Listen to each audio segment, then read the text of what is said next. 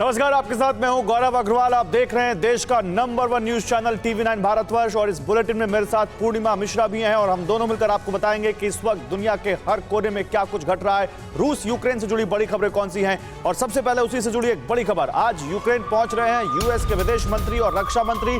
Zelensky ने press conference में खुद ही इसकी जानकारी दी है। कीव में दोनों के साथ होगी जेलेंस्की की मीटिंग। बहुत बड़ा अपडेट है, अमेरिका के विदेश मंत्री और रक्षा मंत्री आज कीव पहुंच रहे हैं, यानी ब्लिंकन और लॉयड ऑस्टिन दोनों आज कीव पहुंचेंगे। जेलेंस्की ने जो बाइडेन को कीव आने का न्योता दिया था वो तो नहीं पूरा हुआ, लेकिन उन्होंने अपने विदेश और रक्षा मंत्री को कीव भेजा है।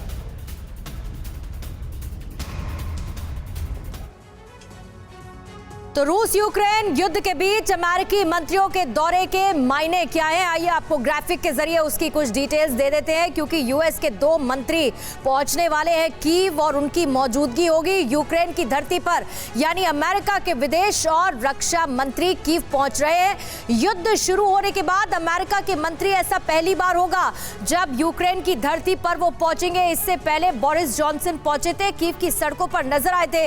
यानी रूस को संदेश देने की कोशिश होगी अमेरिका की, यूक्रेन के साथ वो खड़ा है, एकजुटता का संदेश दिया जाएगा। वहीं पर इस दौरे पर रूस की सख्त प्रतिक्रिया भी सामने आ सकती है। पूरे युद्ध के दौरान अमेरिका के रुख पर भी कई सवाल खड़े रहे। बाइडेन ने भी कीव आने के संकेत दिए थे, लेकिन अभी कुछ उसे लेकर तय नहीं हुआ है। इसी बीच में एंटनी ब्लिंकन और लॉयड ऑस्टिन की मौजूदगी होगी जब कीव की धरती पर वो मौजूद होंगे। सीधा इस वक्त कीव का रुख करेंगे। सुमेरा खान हमारी संवाददाता हमारे साथ इस वक्त मौजूद हैं। सुमेरा, कीव बहुत इंपॉर्टेंट संदेश देने के लिहाज से हो जाता है। इससे पहले हमने बोरिस जॉनसन को वहां देखा था, आज ब्लिंकन और लॉयड ऑस्टिन की वहां पर मौजूदगी होगी। लेकिन क्या सिर्फ हथियार कब तक पहुंचेंगे, उसकी समय सीमा, उसकी सप्लाई पर चर्चा होगी या इससे एक बड़ा मैसेज देने की कोशिश भी होगी? सुमेरा,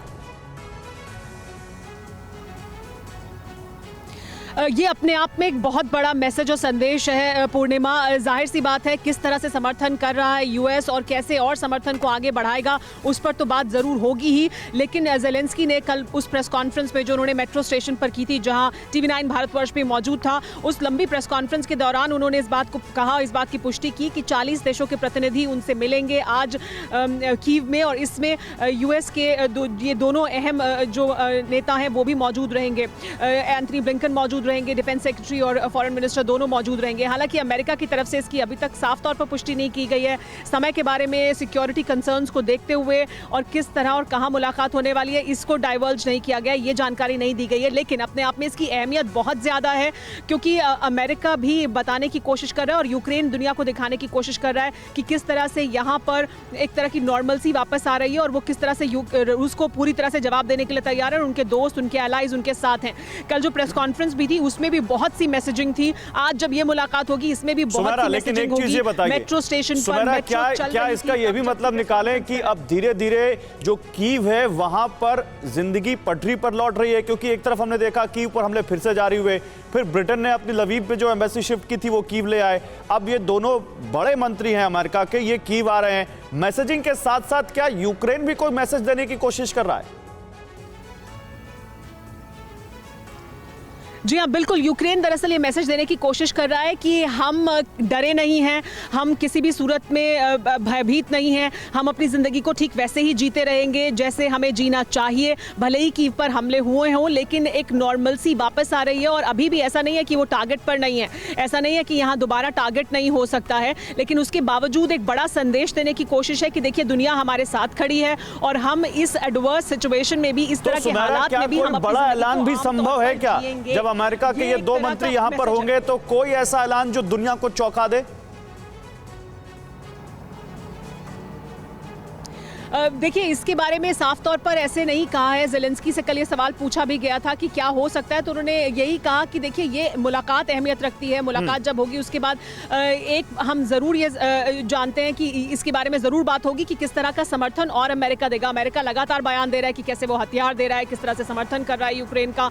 लेकिन साथ ही जेलेंस्की ने कल एक और बात कही जिसको हमें अहमियत देनी चाहिए कि एंटोनियो गुटेरेस जब आ रहे हैं तो वो पहले मॉस्को जा रहे हैं और बाद में वो कीव आएंगे। उनका ये कहना था कि अग्रेसर रशिया है और हमारे ऊपर अग्रेशन हुआ है, हमारे ऊपर हमला हुआ है, तो पहले उन्हें यहाँ आना चाहिए। इसमें हो सकता है कोई लॉजिक ना हो, लेकिन फिर भी जेलेंस्की का ये कहना था कि यूक्रेन के लोग इसे इस तरह से देखते हैं कि पहले यहाँ आना चाहिए, बीच में हमने ये भी देखा कि जेलेंस्की ने जो बाइडेन के यूक्रेन आने की बात को दोहराया, जिसे वो पहले भी कह चुके हैं, इसे लेकर हालांकि कोई कॉन्फर्मेशन नहीं है, लेकिन 2 मंत्रियों की मौजूदगी आज जरूर होगी कीव में, जो पहुंचेंगे अमेरिका से और एकजुटता का संदेश देंगे। बहुत बहुत शुक्रिया सुमेरा आपका जानकारी देने के लिए। अपडेट्स आपसे आगे भी लेते रहेंगे। परवाह देश की, सोमवार से शुक्रवार रात 10 बजे TV9 भारतवर्ष पर।